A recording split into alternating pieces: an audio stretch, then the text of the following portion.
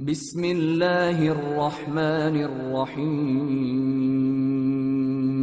شروع اللہ کا نام لے کر جو بڑا مہربان نہایت رحم والا ہے۔ اے پیغمبر، اللہ سے ڈرتے رہنا اور کافروں اور منافقوں کا کہا نہ ماننا۔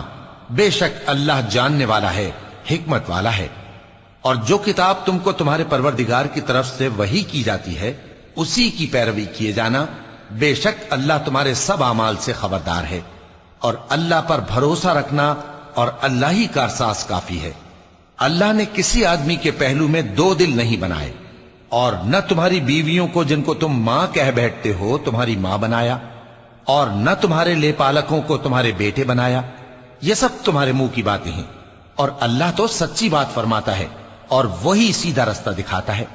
مومنو، منہ بولے بیٹوں کو ان کے باپوں کے نام سے پکارا کرو کہ اللہ کے نزدیک یہی بات درست ہے۔ اگر تم کو ان کے باپوں کے نام معلوم نہ ہو تو دین میں وہ تمہارے بھائی اور دوست ہیں، اور جو بات غلطی سے ہو گئی ہو اس کا تم پر کچھ گناہ نہیں، لیکن جو قصد دلی سے کرو اس پر مواخذہ ہے،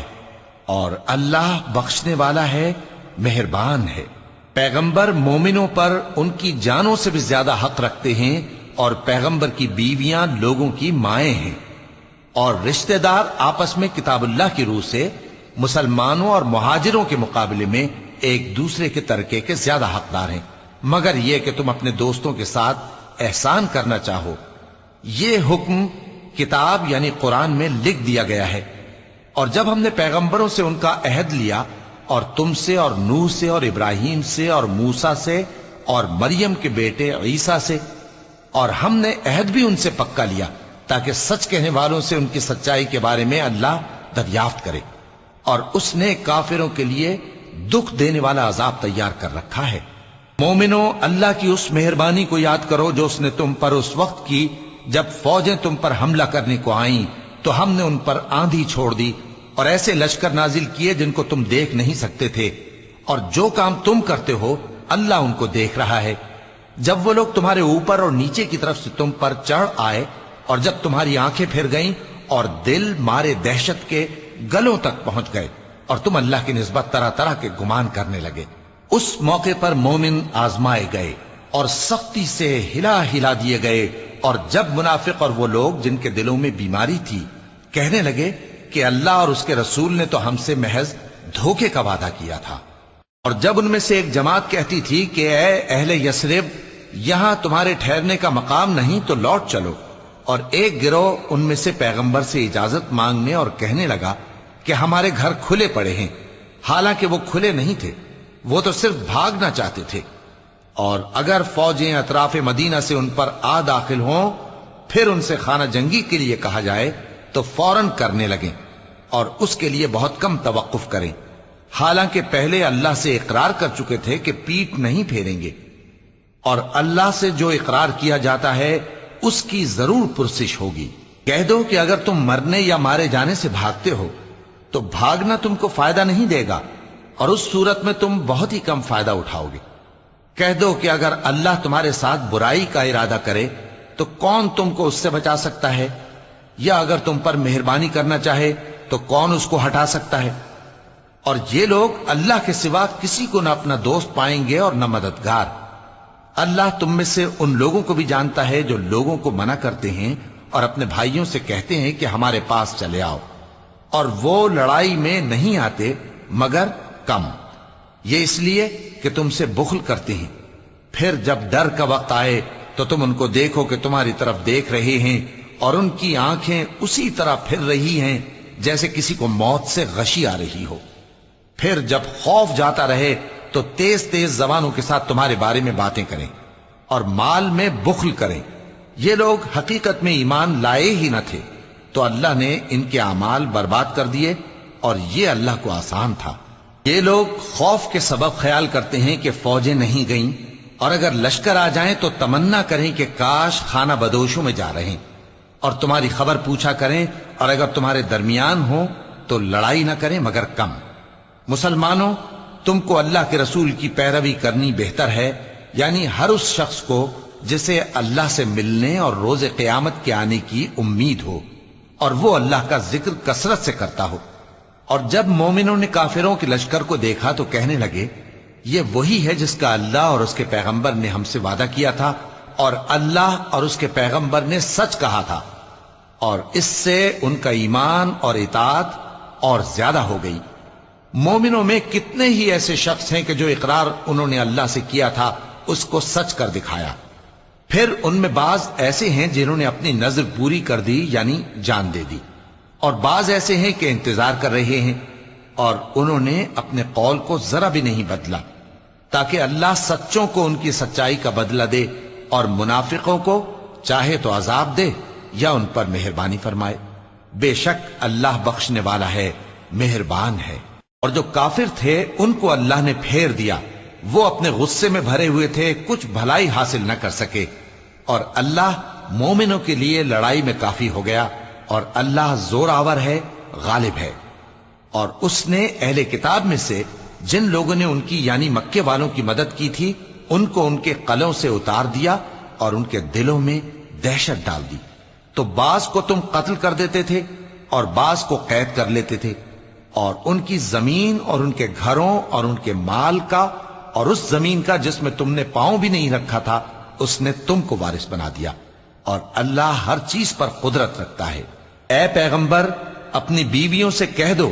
کہ اگر تم دنیا کی زندگی اور اس کی زینت و آرائش چاہتی ہو تو آؤ میں تمہیں کچھ مال دوں اور اچھی طرح سے رخصت کر دوں، اور اگر تم اللہ اور اس کے پیغمبر اور عاقبت کے گھر یعنی بہشت کی طلبگار ہو تو تم میں جو نیکوکار ہیں ان کے لیے اللہ نے اجر عظیم تیار کر رکھا ہے۔ اے پیغمبر کی بیویوں، تم میں سے جو کوئی کھلی ناشائستہ حرکت کرے گی اس کو دونی سزا دی جائے گی، اور یہ بات اللہ کو آسان ہے۔ اور جو تم میں سے اللہ اور اس کے رسول کی فرما بردار رہے گی اور عمل نیک کرے گی اس کو ہم دونا ثواب دیں گے، اور اس کے لیے ہم نے عزت کی روزی تیار کر رکھی ہے۔ اے پیغمبر کی بیویوں، تم عام عورتوں کی طرح نہیں ہو، اگر تم پرہیزگار رہنا چاہتی ہو تو کسی اجنبی شخص سے نرم لہجے میں بات نہ کرو، تاکہ وہ شخص جس کے دل میں کسی طرح کا روگ ہے کوئی امید نہ پیدا کر لے، اور دستور کے مطابق بات کیا کرو، اور اپنے گھروں میں ٹھہری رہو، اور جس طرح پہلے جاہلیت کے دنوں میں زیب و زینت کی نمائش کی جاتی تھی اس طرح اظہار زینت نہ کرو، اور نماز پڑھتی رہو اور زکوٰۃ دیتی رہو، اور اللہ اور اس کے رسول کی فرما برداری کرتی رہو۔ اے پیغمبر کی گھر والیوں، اللہ چاہتا ہے کہ تم سے ہر طرح کی ناپاکی دور کر دے اور تمہیں بالکل پاک صاف کر دے، اور تمہارے گھروں میں جو اللہ کی آیتیں پڑھی جاتی ہیں اور حکمت کی باتیں سنائی جاتی ہیں ان کو یاد رکھو، بے شک اللہ باریک بین ہے، باخبر ہے۔ جو لوگ اللہ کے آگے سر اطاعت خم کرنے والے ہیں یعنی مسلمان مرد اور مسلمان عورتیں اور مومن مرد اور مومن عورتیں اور فرمانبردار مرد اور فرمانبردار عورتیں اور راست باز مرد اور راست باز عورتیں اور صبر کرنے والے مرد اور صبر کرنے والی عورتیں اور عاجزی کرنے والے مرد اور عاجزی کرنے والی عورتیں اور خیرات کرنے والے مرد اور خیرات کرنے والی عورتیں اور روزے رکھنے والے مرد اور روزے رکھنے والی عورتیں اور اپنی شرمگاہوں کی حفاظت کرنے والے مرد اور حفاظت کرنے والی عورتیں اور اللہ کو کثرت سے یاد کرنے والے مرد اور کثرت سے یاد کرنے والی عورتیں۔ کچھ شک نہیں کہ ان کے لیے اللہ نے بخشش اور اجر عظیم تیار کر رکھا ہے، اور کسی مومن مرد اور مومن عورت کو حق نہیں ہے کہ جب اللہ اور اس کا رسول کوئی بات طے کر دیں تو وہ اس کام میں اپنا بھی کچھ اختیار سمجھیں، اور جو کوئی اللہ اور اس کے رسول کی نافرمانی کرے وہ بالکل گمراہ ہو گیا۔ اور جب تم اس شخص سے جس پر اللہ نے احسان کیا تھا اور تم نے بھی احسان کیا تھا یہ کہتے تھے کہ اپنی بیوی کو اپنے پاس رہنے دے اور اللہ سے ڈر، اور تم اپنے دل میں وہ بات چھپا رہے تھے جس کو اللہ ظاہر کرنے والا تھا، اور تم لوگوں سے ڈرتے تھے، حالانکہ اللہ ہی اس کا زیادہ مستحق ہے کہ اس سے ڈرو۔ پھر جب زید نے اس سے تعلق ختم کر لیا یعنی اس کو طلاق دے دی تو ہم نے اسے تمہاری زوجیت میں دے دیا تاکہ مومنوں پر ان کے منہ بولے بیٹوں کی بیویوں کے ساتھ نکاح کرنے کے بارے میں جب وہ بیٹے ان سے اپنا تعلق ختم کر لیں یعنی طلاق دے دیں کچھ تنگی نہ رہے، اور اللہ کا حکم واقع ہو کر رہنے والا تھا۔ پیغمبر پر اس کام میں کچھ تنگی نہیں جو اللہ نے ان کے لیے مقرر کر دیا، اور جو لوگ پہلے گزر چکے ہیں ان میں بھی اللہ کا یہی دستور رہا ہے اور اللہ کا حکم ٹھہر چکا تھا، یعنی ان پیغمبروں میں جو اللہ کے پیغام جوں کہ توں پہنچاتے اور اس سے ڈرتے اور اللہ کے سوا کسی سے نہیں ڈرتے تھے، اور اللہ ہی حساب کرنے کو کافی ہے۔ محمد صلی اللہ علیہ وآلہ وسلم تمہارے مردوں میں سے کسی کے والد نہیں ہیں، لیکن اللہ کے پیغمبر اور نبیوں کی مہر یعنی سلسلہ نبوت کو ختم کر دینے والے ہیں، اور اللہ ہر چیز سے واقف ہے۔ اے اہل ایمان، اللہ کا بہت بہت ذکر کیا کرو اور صبح و شام اس کی پاکی بیان کرتے رہو، وہی تو ہے جو تم پر رحمت بھیجتا ہے اور اس کے فرشتے بھی، تاکہ تم کو اندھیروں سے نکال کر روشنی کی طرف لے جائے، اور اللہ مومنوں پر مہربان ہے۔ جس روز وہ اس سے ملیں گے تو ان کا تحفہ اللہ کی طرف سے سلام ہوگا، اور اس نے ان کے لیے عمدہ ثواب تیار کر رکھا ہے۔ اے پیغمبر، ہم نے تم کو گواہی دینے والا اور خوشخبری سنانے والا اور خبردار کرنے والا بنا کر بھیجا ہے، اور اللہ کی طرف اسی کے حکم سے بلانے والا اور چراغ روشن۔ اور مومنوں کو خوشخبری سنا دو کہ ان کے لیے اللہ کی طرف سے بڑا فضل ہے، اور کافروں اور منافقوں کا کہا نہ ماننا اور نہ ان کے تکلیف دینے پر نظر کرنا، اور اللہ پر بھروسہ رکھنا، اور اللہ ہی کارساز کافی ہے۔ مومنوں، جب تم مومن عورتوں سے نکاح کر کے ان کو ہاتھ لگانے یعنی ان کے پاس جانے سے پہلے طلاق دے دو تو تم کو کچھ حق نہیں کہ ان سے عدت پوری کراؤ، بس ان کو کچھ فائدہ یعنی خرچ دے دو اور ان کو اچھی طرح سے رخصت کر دو۔ اے پیغمبر صلی اللہ علیہ وآلہ وسلم، ہم نے تمہارے لیے تمہاری بیویاں جن کو تم نے ان کے مہر دے دیے ہیں حلال کر دی ہیں، اور تمہاری باندیاں جو اللہ نے تم کو کفار سے بطور مال غنیمت دلوائی ہیں، اور تمہارے چچا کی بیٹیاں اور تمہاری پھوپھیوں کی بیٹیاں اور تمہارے ماموں کی بیٹیاں اور تمہاری خالاؤں کی بیٹیاں جو تمہارے ساتھ وطن چھوڑ کر آئی ہیں، سب حلال ہیں۔ اور کوئی مومن عورت اگر اپنے آپ کو پیغمبر صلی اللہ علیہ وآلہ وسلم کے حوالے کر دے یعنی مہر کے بغیر نکاح میں آنا چاہے، بشرطے کہ پیغمبر صلی اللہ علیہ وآلہ وسلم بھی اس سے نکاح کرنا چاہیں، وہ بھی حلال ہے۔ لیکن یہ اجازت اے نبی صلی اللہ علیہ وآلہ وسلم خاص تم ہی کو ہے، سب مسلمانوں کو نہیں۔ ہم نے ان کی بیویوں اور باندیوں کے بارے میں جو مہر واجب الادا مقرر کر دیا ہے ہم کو معلوم ہے، یہ اس لیے کیا گیا ہے کہ تم پر کسی طرح کی تنگی نہ رہے، اور اللہ بخشنے والا ہے، مہربان ہے۔ اے پیغمبر صلی اللہ علیہ وآلہ وسلم، تم کو یہ بھی اختیار ہے کہ جس بیوی کو چاہو پیچھے رکھو اور جسے چاہو اپنے پاس رکھو، اور جس کو تم نے پیچھے کر دیا ہو اگر اس کو پھر اپنے پاس طلب کر لو تو تم پر کچھ گناہ نہیں۔ یہ اجازت اس لیے ہے کہ ان کی آنکھیں ٹھنڈی رہیں اور وہ رنجیدہ نہ ہوں، اور جو کچھ تم ان کو دو اسے لے کر سب خوش رہیں، اور جو کچھ تمہارے دلوں میں ہے اللہ اسے جانتا ہے، اور اللہ جاننے والا ہے، بردبار ہے۔ اے پیغمبر صلی اللہ علیہ وآلہ وسلم، ان کے سوا اور عورتیں تم کو جائز نہیں، اور نہ یہ کہ ان بیویوں کو چھوڑ کر اور بیویاں کر لو، خواہ ان کا حسن تم کو کیسا ہی اچھا لگے، مگر وہ جو تمہارے ہاتھ کا مال ہے یعنی باندیوں کے بارے میں تم کو اختیار ہے، اور اللہ ہر چیز پر نگاہ رکھتا ہے۔ مومنوں، پیغمبر صلی اللہ علیہ وآلہ وسلم کے گھروں میں نہ جایا کرو مگر اس صورت میں کہ تم کو اجازت دی جائے یعنی کھانے کے لیے بلایا جائے، جبکہ اس کے پکنے کا انتظار بھی نہ کرنا پڑے۔ لیکن جب تمہاری دعوت کی جائے تو جاؤ، اور جب کھانا کھا چکو تو چل دو، اور باتوں میں جی لگا کر نہ بیٹھ رہو۔ یہ بات پیغمبر صلی اللہ علیہ وآلہ وسلم کو ایذا دیتی تھی، اور وہ تم سے حیا کرتے تھے اور کہتے نہیں تھے، لیکن اللہ سچی بات کے کہنے سے نہیں شرماتا۔ اور جب پیغمبر صلی اللہ علیہ وآلہ وسلم کی بیویوں سے کوئی سامان مانگو تو پردے کے باہر سے مانگو، یہ تمہارے اور ان کے دلوں کے لیے بہت پاکیزگی کی بات ہے۔ اور تم کو یہ شایع نہیں کہ رسول اللہ صلی اللہ علیہ وآلہ وسلم کو تکلیف دو، اور نہ یہ کہ ان کی بیویوں سے کبھی ان کے بعد نکاح کرو، بے شک یہ اللہ کے نزدیک بڑا گناہ کا کام ہے۔ اگر تم کسی چیز کو ظاہر کرو یا اس کو مخفی رکھو تو یاد رکھو کہ اللہ ہر چیز سے باخبر ہے۔ خواتین پر اپنے باپ دادا سے پردہ نہ کرنے میں کچھ گناہ نہیں، اور نہ اپنے بیٹوں سے اور نہ اپنے بھائیوں سے اور نہ اپنے بھتیجوں سے اور نہ اپنے بھانجوں سے، نہ اپنی سی خواتین سے، اور نہ اپنے باندی غلاموں سے۔ اور اے خواتین، اللہ سے ڈرتی رہو، بے شک اللہ ہر چیز سے واقف ہے۔ اللہ اور اس کے فرشتے اس پیغمبر صلی اللہ علیہ وآلہ وسلم پر